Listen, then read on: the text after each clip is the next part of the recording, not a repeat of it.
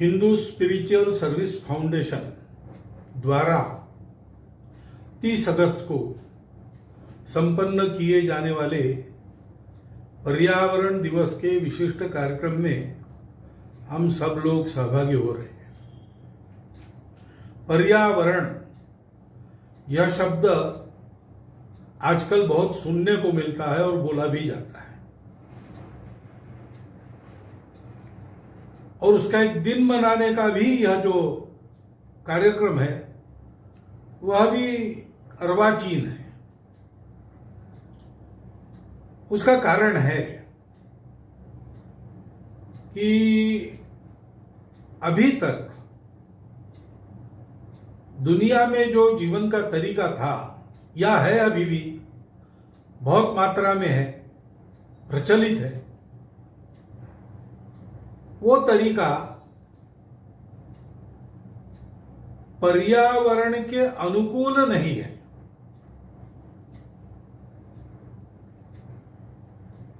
वो तरीका प्रकृति को जीतकर मनुष्य को जीना है, ऐसा मानता है। वो तरीका प्रकृति मनुष्य के उपभोग के लिए है।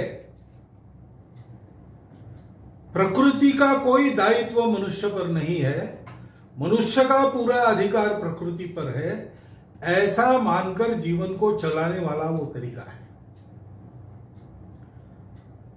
और ऐसा हम गत 200 साल से जी रहे हैं, 250 साल से जी रहे हैं। उसके दुष्परिणाम अब सामने आ रहे हैं, उसकी भयावहता अब लोगों को दिख रही है। ऐसे ही चला तो इस सृष्टि में जीने के लिए हम लोग नहीं रहेंगे, अथवा यह भी हो सकता है कि यह सृष्टि ही नहीं रहेगी। और इसलिए मनुष्य विचार करने लगा, तो उसको लगा कि इस पर्यावरण का संरक्षण होना चाहिए और इसलिए पर्यावरण दिवस मनाना चाहिए। परंतु यह हो गई आजकल, विशेषकर 2000 वर्ष पुराने समय से प्रचलित और विशेषकर पिछले 300 वर्षों में अधिक भटका हुआ ऐसा जो तरीका हमने अपनाया, उसकी बात हुई। लेकिन भारत का हमारा तरीका एकदम भिन्न है। अस्तित्व के सत्य को हमारे पूर्वजों ने उसकी पूर्णता में समझ लिया, और तब से उन्होंने ये समझा कि हम भी पूरे प्रकृति के एक अंग हैं। शरीर में जैसे शरीर के सब अंग काम करते हैं, तब शरीर चलता है, और जब तक शरीर चलता है तब तक ही शरीर का कोई अंग चल पाता है। शरीर में प्राण नहीं रहा तो हृदय बंद होता है, थोड़ी देर में दिमाग भी काम करना बंद कर देता है, सबसे आखिरी में अंतड़ियों के स्नायु बंद हो जाते हैं, लेकिन सभी अवयव काम करना छोड़ देते हैं, मर जाते हैं। शरीर अंगों के कार्य पर निर्भर है, अंग शरीर से मिलने वाली प्राणिक ऊर्जा पर निर्भर है। यह परस्पर संबंध सृष्टि का हमसे है, हम उसके अंग है। सृष्टि का पोषण हमारा कर्तव्य है। अपने प्राण धारणा के लिए हम सृष्टि से कुछ लेते हैं, शोषण नहीं करते, सृष्टि का दोहन करते हैं। यह जीने का तरीका हमारे पूर्वजों ने समझा, और केवल एक दिन के नाते नहीं, एक डे के नाते नहीं, तो पूरे जीवन में उसको रचा पचा लिया।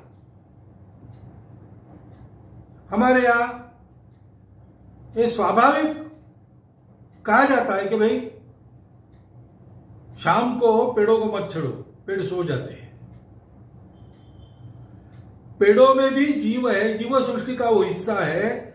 जैसे एनिमल किंगडम है वैसे प्लांट किंगडम है।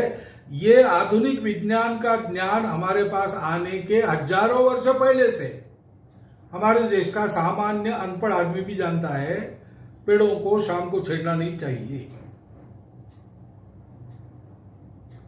अपने जीवन के तरीके में क्या करना क्या रहना सारा अनुस्यूत है। हमारे यहां रोज चींटियों को आटा डाला जाता था। हमारे यहां घर में गाय को गोग्रास, कुत्ते को श्वान बलि, पक्षियों को काक बलि, कृमि कीटकों को लिए बलि, और अतिथि भूखा कोई गांव में है उसके लिए ऐसे 5 बलि चढ़ाने के बाद गृहस्थ भोजन करता था।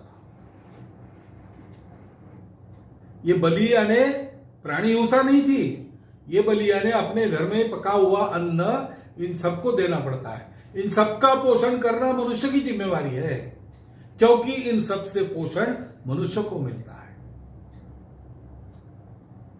इस बात को समझकर हम जीते थे, इसलिए हमारे यहां नदियों की भी पूजा होती है, हमारे यहां वृक्षों की भी, पेड़ पौधों की, तुलसी की पूजा होती है, हमारे यहां पर्वतों की पूजा प्रदक्षिणा होती है, हमारे यहां गाय की भी पूजा होती है, सांप की भी पूजा होती है।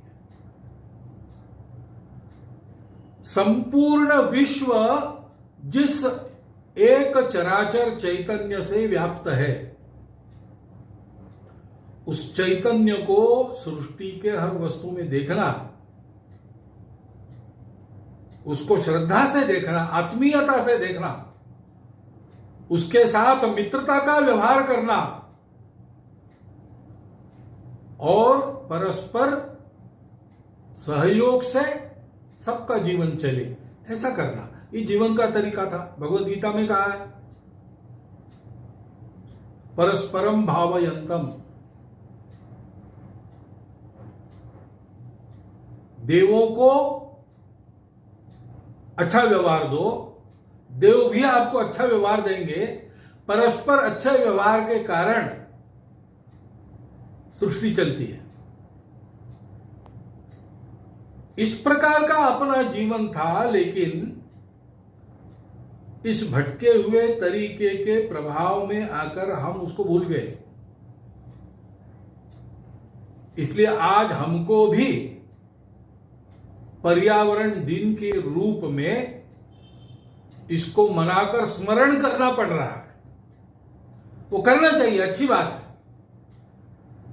है। ऐसा स्मरण हर घर में होना चाहिए। ऐसे स्मरण का हमने प्रवर्तित किया हुआ इस साल का 30 अगस्त होगा, लेकिन हमारे यहां नागपंचमी है, हमारे यहां गोवर्धन पूजा है, हमारे यहां तुलसी विवाह है।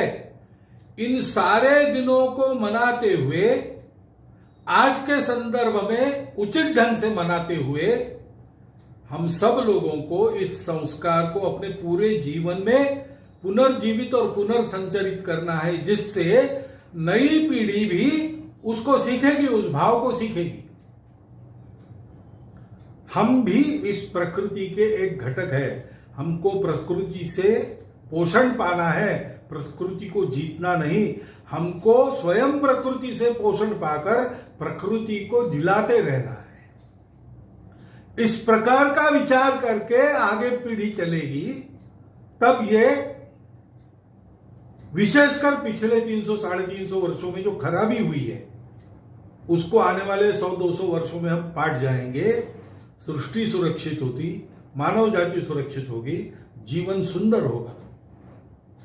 इस दिन को मनाते समय ये केवल कोई अपना एक मनोरंजन का कार्यक्रम हम कर रहे हैं ऐसा भाव न रखते हुए, संपूर्ण सृष्टि के पोषण के लिए, अपने जीवन को सुंदरता पूर्ण बनाने के लिए, सबकी उन्नति के लिए हम ये काम कर रहे हैं, ऐसा हमको भाव मन में रखना चाहिए। और आंखें खोलकर इस एक दिन का संदेश साल भर पूरे जीवन में छोटी छोटी बातों का विचार करते हुए अपने आचरण में उतारना चाहिए, ऐसा मुझे लगता है। इस चिंतन को आपके विचार के लिए आपके सामने रखता हूं। इस दिवस की आपको शुभकामनाएं देता हूं और मेरा कथन समाप्त करता हूं।